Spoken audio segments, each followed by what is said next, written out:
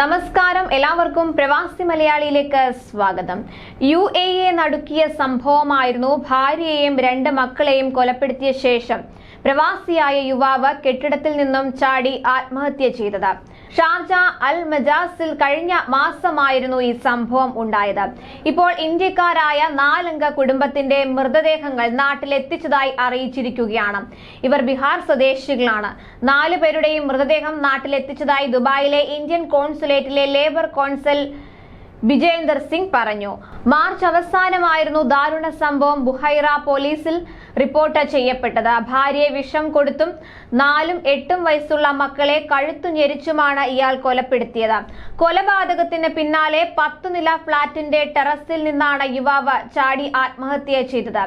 തലയിടിച്ച് വീണ യുവാവ് സംഭവ സ്ഥലത്ത് വെച്ച് തന്നെ മരിക്കുകയായിരുന്നു.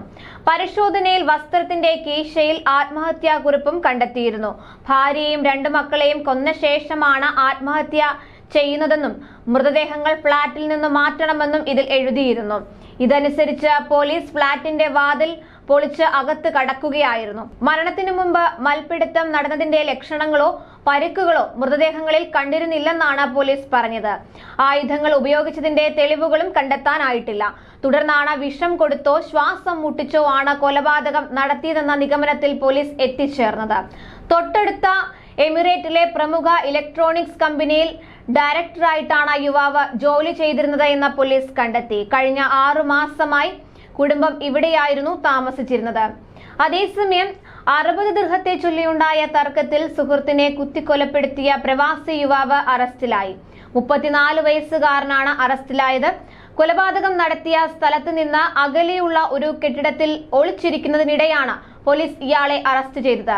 കേസിൽ ദുബായ് ക്രിമിനൽ കോടതിയിൽ പ്രവാസി യുവാവിനെതിരെ നടപടി തുടങ്ങിക്കഴിഞ്ഞു. കൊലപാതകം സംബന്ധിച്ച വിവരം ലഭിച്ച അനുസരിച്ച് അൽ റിഫ പോലീസ് സ്റ്റേഷനിൽ നിന്നുള്ള ഉദ്യോഗസ്ഥർ സ്ഥലത്തെത്തുമ്പോൾ രക്തത്തിൽ കുളിച്ച നിലയിൽ ഒരാൾ നിലത്തു കിടക്കുന്നതാണ് കണ്ടത്. ആംബുലൻസ് സംഘം എത്തി ഇയാളെ ആശുപത്രിയിൽ എത്തിച്ചെങ്കിലും നേരത്തെ തന്നെ മരണം സംഭവിച്ചിരുന്നു. കൊലപാതകത്തിന് ശേഷം സ്ഥലത്തു നിന്ന് രക്ഷപ്പെട്ട യുവാവിനെ 3 മണിക്കൂറിനുള്ളിൽ തന്നെ പോലീസ് കണ്ടെത്തി അറസ്റ്റ് ചെയ്യുകയായിരുന്നു. ചോദ്യം ചെയ്യലിൽ ഇയാൾ കുറ്റം സമ്മതിച്ചു. ഇയാൾ ഒരു ഏഷ്യൻ രാജ്യത്തു നിന്നുള്ള പ്രവാസിയാണെന്ന വിവരം മാത്രമാണ് അധികൃതർ പുറത്തുവിട്ടിട്ടുള്ളത്. പേര് പുറത്തുവിട്ടിട്ടില്ല.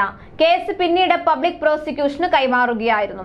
കുത്തേറ്റ് നെഞ്ചിലുണ്ടായ ആഴത്തിലുള്ള മുറിവുകളാണ് മരണകാരണമായതെന്ന് ഫോറൻസിക് റിപ്പോർട്ടിൽ വ്യക്തമായിട്ടുണ്ട്.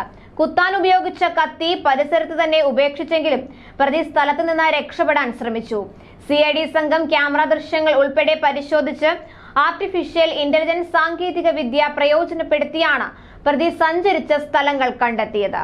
കൂടുതൽ പ്രവാസി വാർത്തകൾക്കായി ഈ ചാനൽ സബ്സ്ക്രൈബ് ചെയ്യുക.